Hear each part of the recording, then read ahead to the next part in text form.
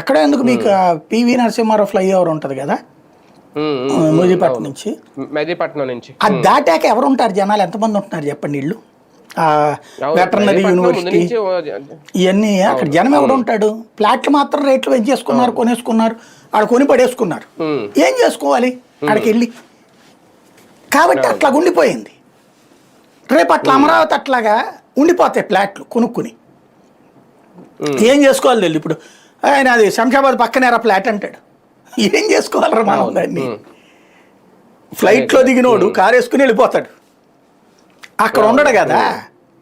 ఆ ఏరియాలో హోటల్ దిగుదామన్నా అక్కడ ఎందుకు ఉంటాడు? వచ్చి తాజ్లో దిగుతున్నాడా, లేకపోతే ఇంకో చోట పోతున్నాడు, లేకపోతే వాళ్ళ బంధువుల దగ్గరకు పోతున్నాడు. అక్కడ ఎందుకు ఉంటాడు?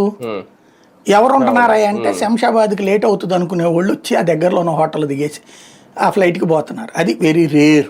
అది కూడా 0.0001% ఉంటారు. కాబట్టి ఇప్పుడు సమస్య ఏంటంటే అక్కడే ఆ సమస్య ఉన్నప్పుడు ఇంటర్నేషనల్ ఎయిర్పోర్ట్ దగ్గర ఇక్కడ ఎట్లాగుంటుంది? అందుకని సిఆర్డిఏ పరిధి మొత్తాన్ని చేయడానికి ఆయన వెనకాడుతున్నారు. అది చెయ్యకపోతేనే చిన్న రాజధాని అవుతుంది. కానీ ఏదో రోజు తేల్చాలి కదా సార్, ఇంకెందుకు ఇన్నాళ్ళు, ఇంకా ఈ 5 ఏళ్ళు కూడా ఇంతేనా ఇలా ఆలోచిస్తూ కూర్చుంటారా? అది మరి మనం చెప్పలేము. ఎందుకంటే వాస్తవంగా అయితే తొందరగా తెమల్చకపోతే ఇక్కడ సమస్య ఏంటంటే ఉట్టి 29 గ్రామాలే చేస్తే మిగతా రాష్ట్రం అంతా వ్యతిరేకత వస్తే, ఇంక్లూడింగ్ కృష్ణా గుంటూరులో కూడా.